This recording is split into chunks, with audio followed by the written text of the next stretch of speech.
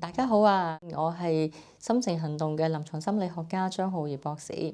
咁啊，近來咧 MBTI 真係好火啊，特別咧係幫大家咧去揾伴侶。不如就由我今次嚟揭開呢個盲盒，去介紹 MBTI 啦。咁啊，其實咧呢個叫做16型人格。咁點解會叫做 MBTI 咧？MBTI 嘅全名咧叫做 Myers-Briggs Type Indicator，係由佢嘅母親 Catherine Cook Briggs 同埋佢嘅女兒 Isabel Briggs Myers 咧係發展出嚟嘅。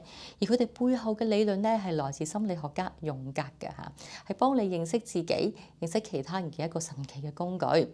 好，咁首先要講下點樣脫單。首先就認識自己啦。你係一個內向嘅 I 人啦，定係外向嘅 E 人呢？係理性嘅 T 人啦，定係情感嘅 F 人呢？咁呢4個字母咧就決定咗你嘅戀愛基因啦。咁啊，重點裏邊咧係有3個原則嘅。第一個原則係能量互補 ，E 同 I 嘅平衡。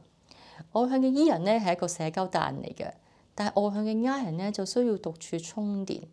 一個咧就帶你走向世界，一個咧就俾你提供咧非常之寧靜嘅港灣。咁大家會諗到邊一對 couple 咧？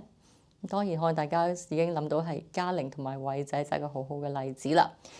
偉仔咧出咗名係社恐嚟嘅，需要好多時間獨處。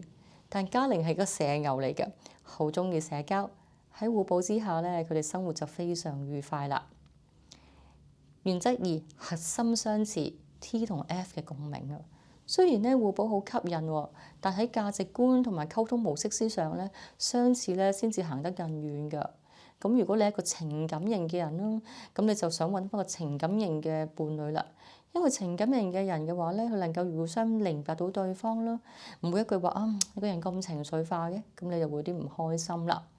如果你係思考型嘅人咧，最好都揾個思考型嘅 T 人。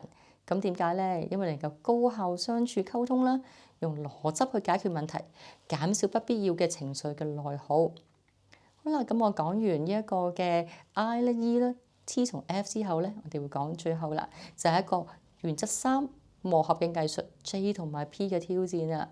J 咧係叫做 judging，喜歡控制一切，同埋好多嘢咧都好希望咧喺自己嘅掌控當中，時間觀念好重嘅人嚟嘅。P 咧 perceiving 咧係好中意一啲靈活啦，同埋好中意驚喜嘅。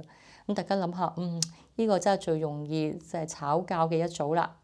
咁但係我哋 MBTI 咧講嘅係互相理解啦，係互相嘅包容。如果 J 咧能夠幫 P 嘅生活更加有條理啦，而 P 能帶俾 J 咧即係計劃外嘅驚喜喎，咁唔係好好咩？